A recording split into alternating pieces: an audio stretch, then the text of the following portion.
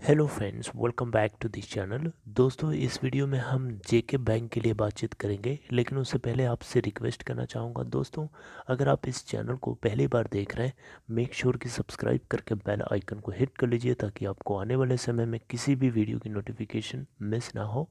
और डीमेट या trading account अगर आपको ओपन कराना है, डिस्क्रिप्शन बॉक्स में लिंक दिया गया है। दोस्तों, जम्मू एंड कश्मीर बैंक को लेकर के हम दो खबरों के ऊपर डिस्कस करेंगे, वन बाय वन करके। आइए जानते हैं।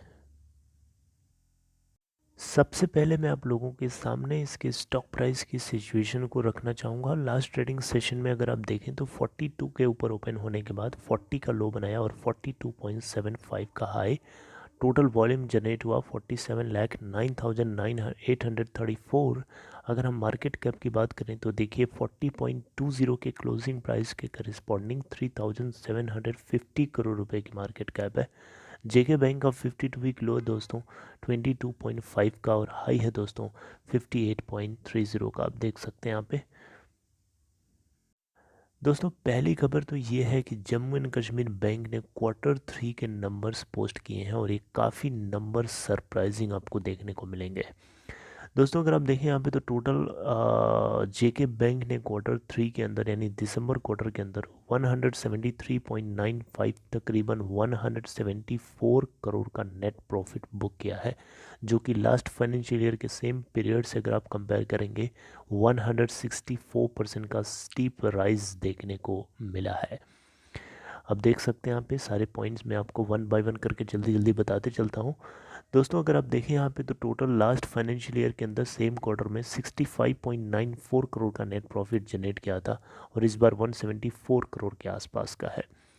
अगर हम बात करें दोस्तों पूरे 9 मंथ्स के लिए तो बैंक को टोटल 389.36 करोड़ का नेट प्रॉफिट हुआ है, जो कि लास्ट फाइनेंशियल ईयर के सेम पीरियड यानी 9 मंथ्स के लिए 116.37 करोड़ का नेट प्रॉफिट था। कंपेयर करेंगे 235% का राइज देखने को मिलेगा। 3 महीने का हमने ये डेटा बताया है। नेट इंटरेस्ट इनकम NII की बात करें, जो कि कोर इनकम होती है किसी बैंक के लिए, उसमें भी 3% का राइज देखने को मिला है, 3% का। और जो डेटा है दोस्तों 2935.73 करोड़ का है।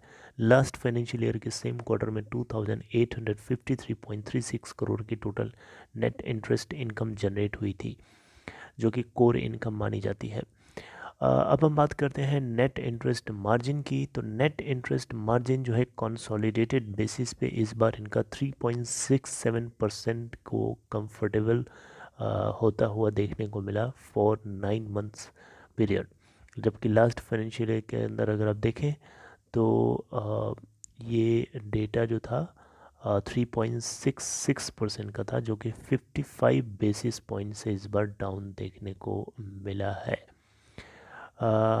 ओके। अगर हम बात करें कासा यानी current account saving account ratio की, तो ये 56.32% निकल के आया। अब दोस्तों यहाँ पे अगर आप देखेंगे तो नॉन परफॉर्मिंग एसेट्स यानी एसेट क्वालिटी की अगर हम बात करें तो उसमें GNPA और NNPA दोनों देखा जाता है। तो इस बार इनका GNPA 3 है, नेट नॉन परफॉर्मिंग एसेट्स 3.02% निकल के आता है, जबकि GNPA इनका 8.93% निकल के आता है इस क्वार्टर के लिए। अगर हम बात करें PCR की, यानी PCR का मतलब होता है प्रोविजन कवरेज रेशियो, जो कि 81.45% निकल के आया है। आगे कुछ और पैरामीटर्स हैं, उनको भी जान लेते हैं दोस्तों। अगर आप देखें यहाँ पे तो बैंक ने टोटल जो एडवांसेस यानी जो यहाँ पे बैंक को टोटल एडवांसेस Q3 में देखने को मिले वो है यू नो 68,365.94 करोड़ रुपए, जबकि लास्ट फाइनेंशियल ईयर के सेम क्वार्टर में 66,545.32 करोड़ था। अब देख सकते हैं यहाँ पे भी राइज देखने को मिला है, जो कि अच्छी बात है। 5.3% की टोटल ग्रोथ है। अगर आप देखें दोस्तों डिपॉजिट्स की बात करिएगा, स्टडी ग्रोथ इसमें भी 5.3% की देखने को मिली है। 109,298.4 करोड़ का डिपॉजिट देखने को मिला, जबकि लास्ट फाइनेंशियल ईयर में 103,804.23 करोड़ का टोटल डिपॉजिट देखने को मिला था। कंपेयर करेंगे दोनों को तो 5.3% का राइज देखने को मिला बैंक के टोटल डिपॉजिट में। अच्छी बात है, बैंक को जितना ज़्यादा डिपॉजिट मिलेगा बैंक उतना ही ज़्यादा बिजनेस अपना एक्सपेंड कर पाएगा। सीधी सी बात है, आपका ही अगर पैसे रुपए लेन देन करने का बिजनेस है और आपको ज़्यादा से ज़्यादा पैसे अगर मिलने लगे तो आप अपने बिजनेस को एक्सपेंड नहीं करेंगे ना। तो वैसे यहाँ पे भी ये बैंक का काम ही है, ये बिज़नेस का, इसका बिज़नेस ही है ये लेन देन करने का। सो डिपॉजिट बढ़ता है बैंक के अंदर तो ये एक बहुत अच्छी बात होती है। बैंक की ट्रस्टशिप को, ट्रस्ट वर्दीनेस को ये रिफ्लेक्ट करता है, यानी लोगों का ट्रस्ट है इसके अंदर। ओके, चलिए बात करते हैं कुछ और पॉइंट्स की। तो कैपिटल एडिक्वेसी रेशियो अगर हम देखें यहाँ पे तो बैंक का 12.38% निकल के आता है, जबकि अगर आप देखें यहाँ पे तो बैसल थर्ड नॉर्म्स को लेकर के जो होना चाहिए 11.77% यहाँ पे दिसंबर क्वार्टर के अंदर लास्ट फाइनेंशियल में देखने को मिला था, राइट। तो उसमें भी आप देख सकते हैं कैपिटल एडिक्वेसी रेशियो, CAR इसको बोलते हैं समटाइम्स। ओके, इंडस्ट्री का जो एवरेज है उससे कहीं, या जो स्टैंडर्ड होता है बैसल थर्ड नॉर्म्स को लेकर के, उससे कहीं वेल पोजीशनड है। चलिए खैर, ये कुछ पॉइंट्स थे जो आपको मैंने बताए। I hope you got it. Now next update है दोस्तों कश्मीर, जम्मू एंड कश्मीर बैंक को लेकर के। वो ये है कि इंडिया यानी इंडिया रेटिंग्स एंड रिसर्च, ये एक रेटिंग एजेंसी है, रेप्यूटेड रेटिंग एजेंसी है। इन्होंने इस बैंक के कुछ पॉइंट्स को लेकर के आउटलुक दिखाया है जो कि आपको पता होना चाहिए। मैं आपको बता देता हूँ जल्दी से, कम टाइम में, 1-2 मिनट में हार्डली।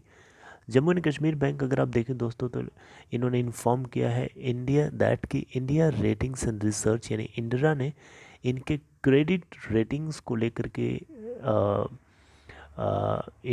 बैंक के यानी जेके बैंक के बैसल थर्ड कंप्लेंट टियर 2 बॉन्ड्स को लेकर के जो क्रेडिट रेटिंग्स थी असाइन करी गई थी उसको रिव्यू किया है, यानी उसको रिवाइज़ किया है।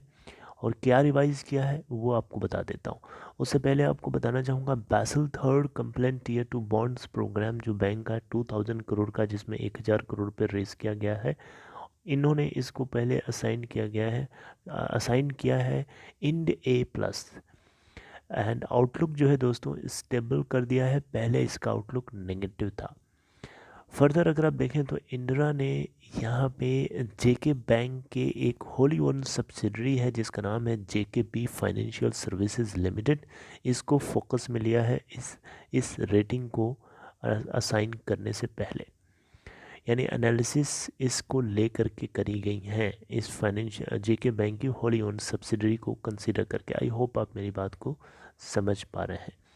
जो आउटलुक में रिवीजन है दोस्तों, ये रिफ्लेक्ट करता है कि जो इक्विटी इन्फ्यूजन है UTJKL के द्वारा इन जेके बैंक इन सितंबर 2021, ये इंदिरा के एक्सपेक्टेशंस को रिफ्लेक्ट करता है कि जो एसेट क्वालिटी है या क्रेडिट क्वालिटी, क्रेडिट कॉस्ट है, ये सब मैनेजेबल है, राइट।